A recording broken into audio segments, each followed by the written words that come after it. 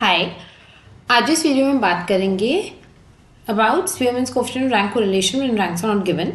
अभी हमने last video में बात की थी कि हमारे अब कैसे क्वेश्चन सॉल्व करते हैं अगर हमें रैंक्स गिवन हो, but sometimes ranks are not given, हमें रैंक्स खुद अलॉट करनी पड़ती है। तो उस केस में हम क्वेश्चन कैसे सॉल्व करेंगे?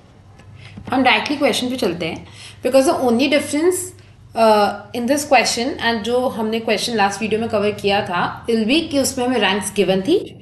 आज के क्वेश्चन में हमें रैंक्स नहीं गिवन, तो आज हम सिंपली देखेंगे हम किस तरीके से रैंक्स अलॉट करते हैं एंड उसी के अकॉर्डिंग क्वेश्चन सिमिलर वे में हम सॉल्व करेंगे। तो हम सीधा एग्जाम्पल देखते हैं। A test in statistics was taken by 7 students. Statistics में टेस्ट 7 स्टूडेंट्स ने लिया। The teacher rank his peoples according to their academic achievements. अब जो टीचर ने रैंक कर दिया according to the academic achievement, मतलब according to scores. The order of achievement from high to low together with family income for each pupil is given as follows. अब एक देखो, order of achievement from high to low. From high to low means जिसकी भी academic achievement सबसे high है, सबसे अच्छी है, उसको क्या दिया है?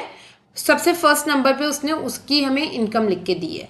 फिर जिसकी इनकम उसके बाद सेकेंड नंबर पे आती है, उसके बाद उसकी इनकम है। तो एक तरीके से उन लोगों ने एकेडमिक अचीवमेंट्स के हिसाब से हाईएस्ट पर्सन को सबसे पहले लिख के फिर सेकंड पर्सन का एकेडमिक अचीवमेंट के अकॉर्डिंग लिखा है, right.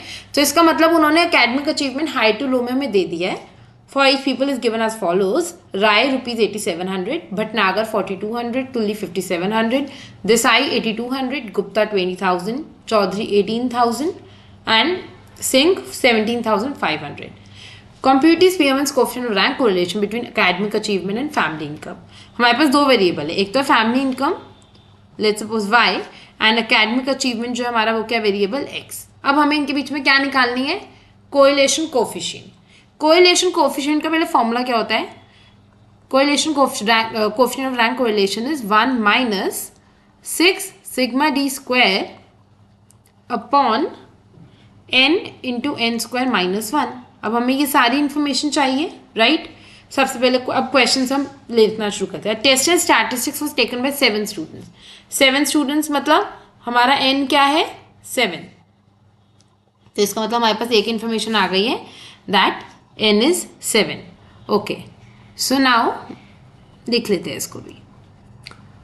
The order of achievement from high to low, मतलब हाइएस्ट पर्सन की अचीवमेंट सबसे पहले है। तो हम इनको अब रैंक्स दे देते हैं, मतलब हम देखो सेम ऑर्डर में यहाँ लिखा हुआ है चार्ट में, Rai, Bhatnagar, Tuli, Desai, Gupta, Chaudhary, Singh as it is. तो अब हमें क्या सबसे पहले चाहिए? रैंक्स देनी है हमें सबसे पहले। तो रैंक्स कैसे देंगे?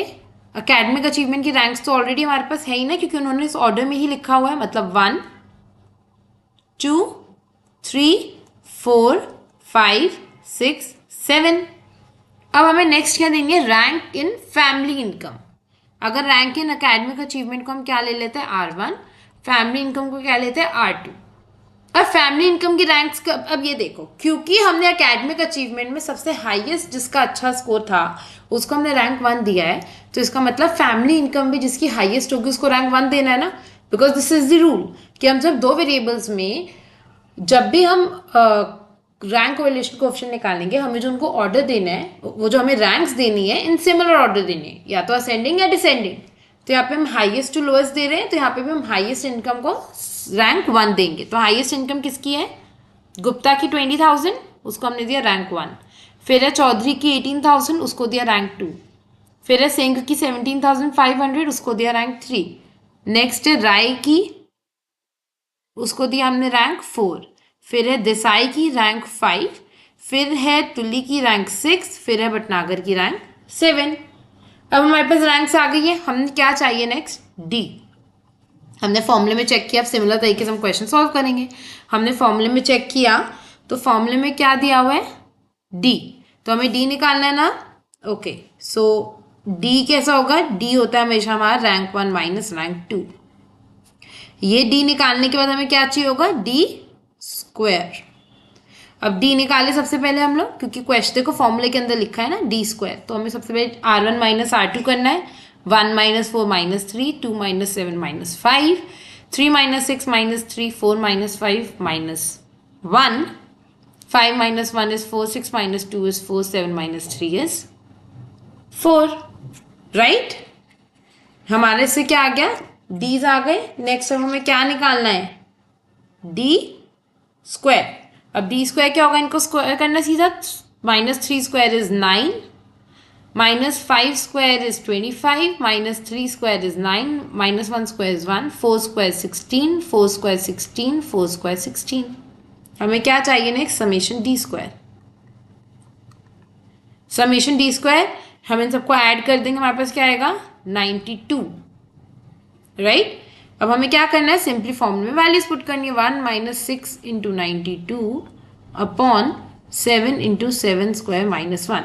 समेशन डी स्क्वायर को मैंने 92 लिख दिया और एन हमारा 7 है, तो एज इट इज इसको लिख दिया। हमने n 7 स्टार्टिंग में ही देख लिया था। अब इसको सॉल्व करते हैं। 1 - 6 × 92 अपॉन 7 × 7 स्क्वायर इज 49, -1 48, राइट। हमें ये सॉल्व करना है। 6 1s are 6 8s are। Now this can also be cancelled by 4 now, so this goes by 2 and this goes by 23. So this becomes 1 - 23 upon 14. This is equal to 14 minus 23 upon 14, which is equal to -9 upon 14, right? And this is equal to minus 0.6429. So this is our rank correlation coefficient, है ना। इस तरीके से हम निकाल सकते हैं। तो हमने बस इस पूरी वीडियो में ये देखा कि हम रैंक्स कैसे अलॉट करते हैं। दोनों वेरिएबल्स की रैंक सेम ऑर्डर होनी चाहिए। अगर एक लोएस्ट टू हाईएस्ट है तो वो भी दूसरा वेरिएबल भी लोएस्ट टू हाईएस्ट ही रैंक करना है। और अगर पहले वाला हमारा हाईएस्ट टू लोएस्ट है तो हम सेकेंड वेरिएबल को भी हाईएस्ट टू लोएस्ट रैंक करते हैं, राइट। अब नेक्स्ट वीडियो में हम बात करेंगे अबाउट केसेस जहाँ पे हमारी रैंक्स इक्वल है। लाइक एक वेरिएबल के अंदर हम एक वेरिएबल के अंदर 2 ऑब्जर्वेशन इनकी सेम रैंक देनी है। उस केस में हम कैसे वर्कआउट करेंगे, right. I hope you like this video. Do subscribe this channel for more videos. Thank you.